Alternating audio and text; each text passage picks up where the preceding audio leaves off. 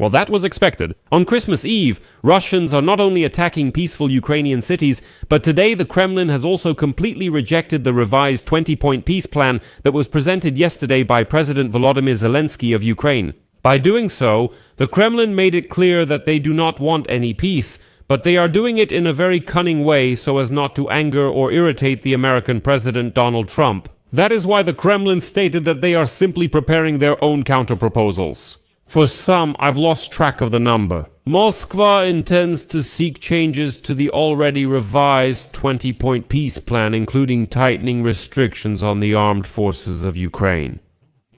This was announced today in the Kremlin. In addition, the Kremlin strongly wants the Russian language to be better protected in Ukraine and for the Russian Orthodox Church to be restored again. What's the most interesting part? Well, of course, Putin wants the return of, as he says, more territories, in reality the seizure of more Ukrainian territories. But what's interesting is that Putin's side suddenly stated that they want clarity on the issue of lifting sanctions and regarding Russian assets frozen in the West. This is interesting, since we remember sanctions are said to only help the Russians. But here, the Kremlin, Putin's side, is saying, listen, there's nothing in this peace plan, nothing written about those very sanctions, whether they'll be lifted from us or not. So, and the Kremlin has a whole range of other questions about this peace plan. We'll look at all of them today, but I want to point out one very important thing. Why? I said it's expected and not surprising that Russians would take this step on Christmas Eve. Because on December 22, Russian generals were convincing Vladimir Putin that he would win the war very soon, and the Russian generals assured the Russian dictator that there was no need to enter into any peace negotiations. They said just a bit more and we'll win this war. As the Financial Times writes, citing its sources since October, when the United States, under the dictation of Putin's envoy Kirill Dmitriev, began drafting a peace agreement plan. The Kremlin leader publicly received frontline reports 6 times, wearing military uniform on 3 occasions. For a month, he and his commanders have tirelessly tried to prove to Russians and the world that their army controls Kupiansk in the Kharkiv region. The false reports to Putin convinced him that he is winning the war, so he does not want to stop it. This is the key point.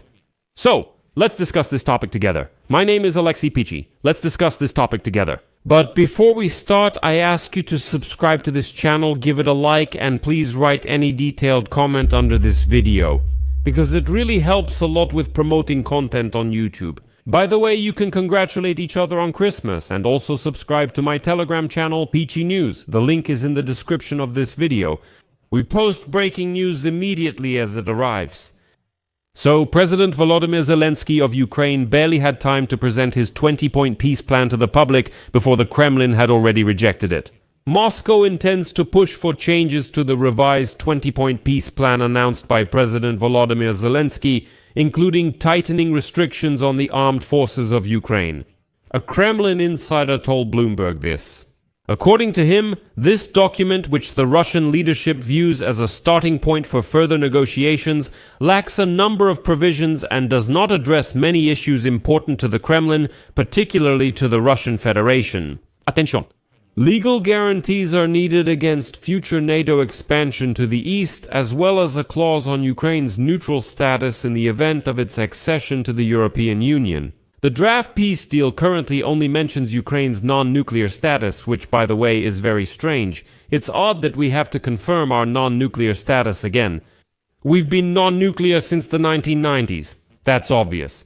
And what's also strange about this peace plan is that the first point is the confirmation of Ukraine's sovereignty. Ukraine is sovereign. What else needs to be confirmed? So this is already an interesting illusion, which one of my Telegram subscribers pointed out. That's why I recommend subscribing to it once again.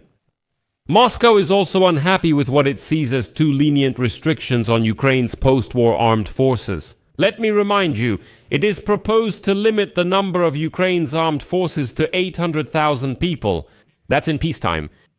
The Kremlin also demands clear guarantees regarding the status of the Russian language in Ukraine. What the hell? Clear guarantees? What are you talking about? When the Ukrainian language is legally established as the state language in Russia, then maybe we can talk.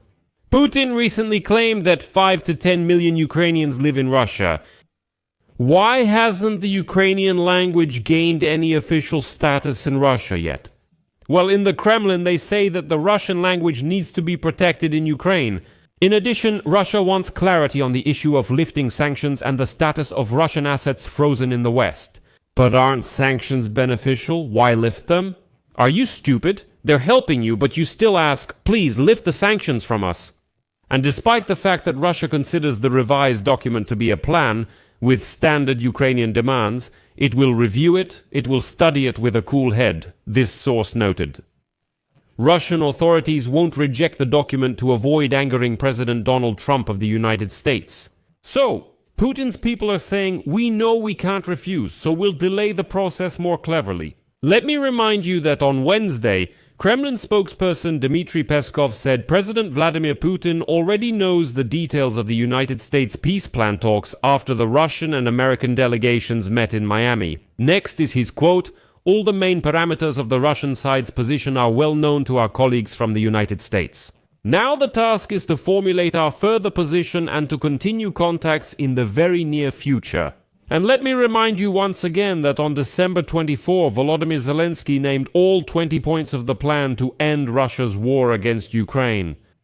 According to the draft, an agreement on non-aggression should be concluded between Moscow and Kiev, whose sovereignty is stipulated in the treaty, with monitoring of the situation along the line of contact. Also, the United States, NATO, and Europe must provide Ukraine with security guarantees similar to Article 5 of the North Atlantic Alliance Charter, with a military response to Russia in case of renewed aggression from its side. In addition, Russia will have to legally enshrine a policy of non-aggression towards Ukraine and Europe. That's where Putin demanded state legislative approval. Ukraine isn't joining NATO. Ukraine says Russia should legally guarantee not to attack professional Orishalshi. Although, knowing this Russia, it doesn't really matter there what's signed into law and what's not. Let me remind you, there was a time when, by law and by the constitution, the president of Russia was not allowed to serve more than 2 terms as president. They generally ignore laws in the constitution in Russia. In addition, one of the key issues, the territorial one, remains unresolved. And according to Ukraine's proposal, Russia withdraws from the Dnipropetrovsk, Mykolaiv, Sumy and Kharkiv regions. In Donetsk, Luhansk, Zaporizhzhia and Kherson, the rule is we stay where we are, marking the contact line. Everyone stopped there and ceased fire. The armed forces of Ukraine will not withdraw from territories not occupied by Russia, though Moscow demands their withdrawal from the Donetsk region. Washington proposes a free economic zone as a compromise. This option is possible, as Zelenskyy stated, only through a referendum in Ukraine, which could take place at the same time as the presidential elections. I will tell you more details about all 20 points of the peace plan, which Volodymyr Zelenskyy presented the day before, in the next episode with my own commentary. If you haven't subscribed to the YouTube channel yet, subscribe now so you don't miss upcoming episodes. Well, in general, the Kremlin is really starting to stall for time. And this was expected. Why? Because since October, the generals have been convincing the bold dictator Putin that he is winning the war, that just a little bit more, just a couple more weeks, and he will win. Therefore, consequently, why would he even need any kind of peace agreement? As the Financial Times writes today, Putin's unwillingness to agree to favorable terms offered by Donald Trump is partly explained by the incorrect information being reported to Putin. According to 2 intelligence officials, the military and special services regularly present Putin with reports that exaggerate the number of casualties. The armed forces emphasize Russia's supposed advantages in terms of resources for waging war and downplay tactical failures. Although Putin also regularly meets with trusted associates who explain to him that the war is placing an increasing burden on the economy. The optimistic picture painted in military reports nevertheless makes Putin believe that he can win this war. Moreover, Putin is confident that he is already winning it. And as you can understand, the lying starts from the very bottom, because no one wants to be punished for failures. And accordingly, on the ground, some Russian officers report to their superiors that they are having unbelievable successes just so they won't be punished. And now even the ZID military correspondents are loudly complaining, saying that the reports to the commanders don't match the truth at all. And so, Some Z military correspondents claim that if someone on the ground reports that, say, Kupiansk has been captured, then the higher-ups don't even bother to verify that information. They rush to Putin to report Kupiansk's capture. Why do they do that? If the commander lied, everyone will be punished. It's safer to avoid risks and report success to the higher authority. And to get a promotion, some kind of medal, some kind of award, and so on. And that's exactly what happened in the case of Kupiansk.